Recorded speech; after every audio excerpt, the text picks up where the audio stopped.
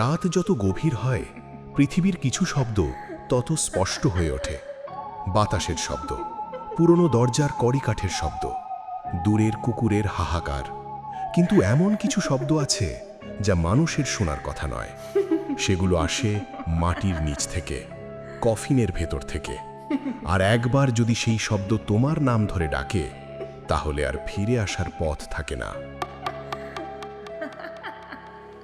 পশ্চিমবঙ্গের এক ছোট্ট গ্রাম, শ্মশানডাঙ্গা। গ্রামের নাম শুনেই অনেকের গা শিউরে উঠত, কারণ গ্রামের এক প্রান্তে ছিল 200 বছরের পুরনো একটি কবরস্থান।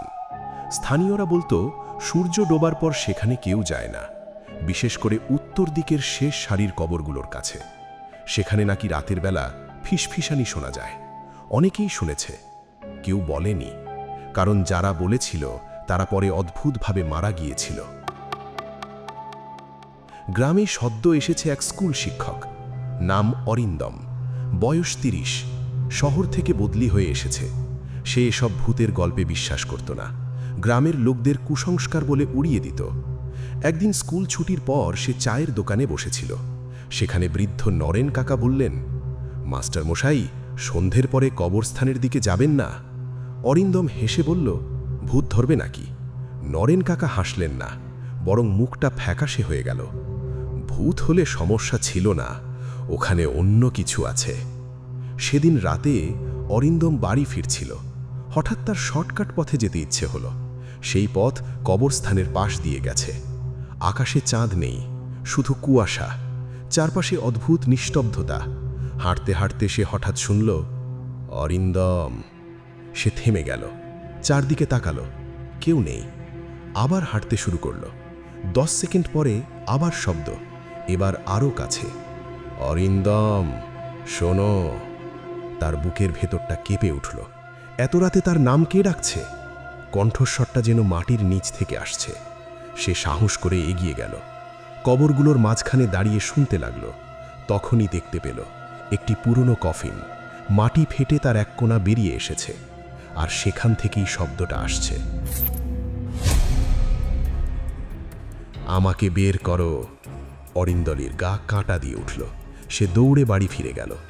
সেই রাতেই সে এক ভয়ঙ্কর স্বপ্ন দেখল। সে দাঁড়িয়ে আছে কবরস্থানে, চারদিকে হাজার হাজার কফিন। সবগুলো কফিনের ঢাকনা ধীরে ধীরে খুলছে। ভেতর থেকে মৃত মানুষগুলো উঠে বসছে, কিন্তু তাদের চোখ নেই, মুখ নেই, শুধু কালো গর্ত। আর সবাই একসঙ্গে বলছে, তাকে বের করো, তাকে মুক্তি দাও, সে অপেক্ষা করছে। হঠাৎ একটি মৃতদেহ তার কানের কাছে এসে ফিসফিস করে বলল, সে তোমাকে বেছে নিয়েছে। অরিন্দম ঘুম ভেঙে উঠে বসে, সারা শরীর হামে ভিজে গেছে। 3য় অধ্যায়, হারিয়ে যাওয়া মানুষ। পরদিন সকালে সে গ্রামের ইতিহাস খুঁজতে শুরু করল। পুরনো লাইব্রেরিতে অনেক খোঁজাখুঁজির পর একটি ডায়েরি পেল। ডায়েরিটি 1887 সালের। সেখানে একটা নাম বারবার লেখা, রুদ্রনাথ চৌধুরী। গ্রামের জমিদার, লোকে মুখে প্রচণ্ড নিষ্ঠুর মানুষ। তাকে নিয়ে অনেক রহস্য ছিল। একদিন হঠাৎ সে নিখোঁজ হয়ে যায়।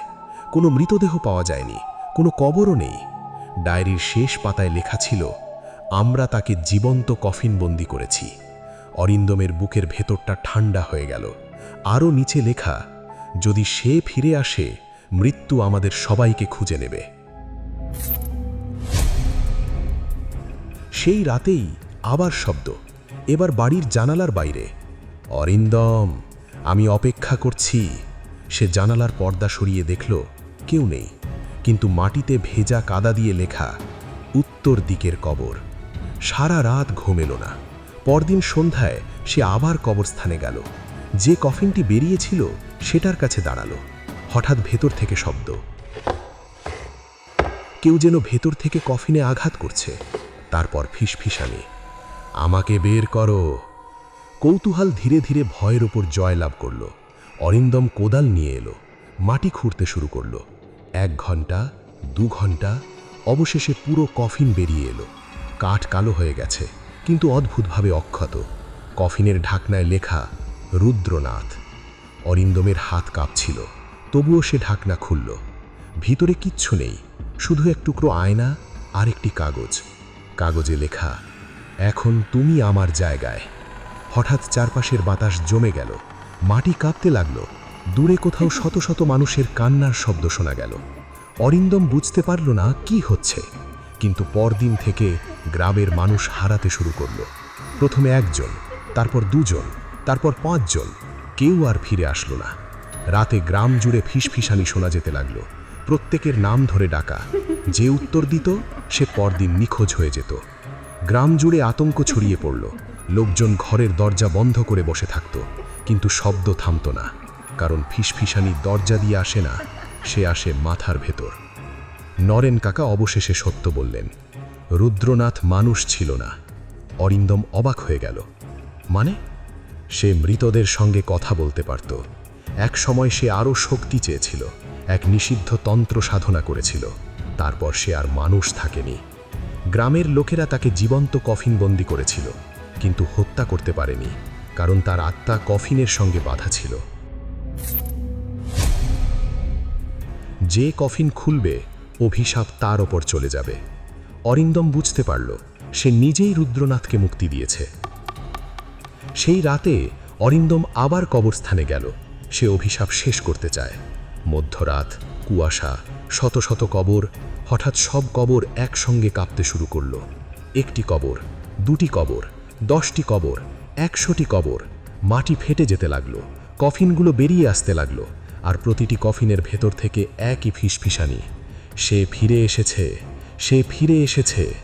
অরিন্দম দেখল কবরস্থানের মাঝখানে এক কালো ছায়া দাঁড়িয়ে আছে, 2 মিটার লম্বা, চোখ নেই, মুখ নেই, তবুও সে হাসছে। রুদ্রনাথ। রুদ্রনাথ বলল, তুমি আমাকে মুক্তি দিয়েছ, এখন তোমার আত্মা আমার। অরিন্দম পিছিয়ে গেল, কিন্তু হঠাৎ তার পায়ের নিচের মাটি ভেঙে পড়ল। সে একটা পুরনো সমাধির ভেতরে পড়ে গেল। সেখানে একটা পাথরের বাক্স ছিল। বাক্সের ভিতরে সেই আয়নার মতো আরেকটি আয়না, পাশে লেখা, অন্ধকার নিজের মুখ দেখতে পারে না। অরিন্দম বুঝে গেল। সে আয়নাটি তুলে রুদ্রনাথের সামনে ধরল। প্রথমে কিছু হলো না, তারপর রুদ্রনাথের শরীর কাঁপতে শুরু করল, কারণ আয়নায় তার আসল রূপ ফুটে উঠেছে। হাজার মৃত আত্মার বিকৃত মুখ, হাজার আর্তনাদ, হাজার অভিশাপ। সে চিৎকার করতে লাগল। পুরো কবরস্থান কেঁপে উঠল। রুদ্রনাথের দেহ ধীরে ধীরে ভেঙে ধুলো হয়ে গেল। কফিনগুলো আবার মাটির নিচে ঢুকে গেল। ফিসফিসানি থেমে গেল, কুয়াশা মিলিয়ে গেল। অরিন্দম ভেবেছিল সব শেষ, কিন্তু 3 মাস পরে সে কলকাতায় ফিরে এসেছে, নতুন জীবন শুরু করেছে।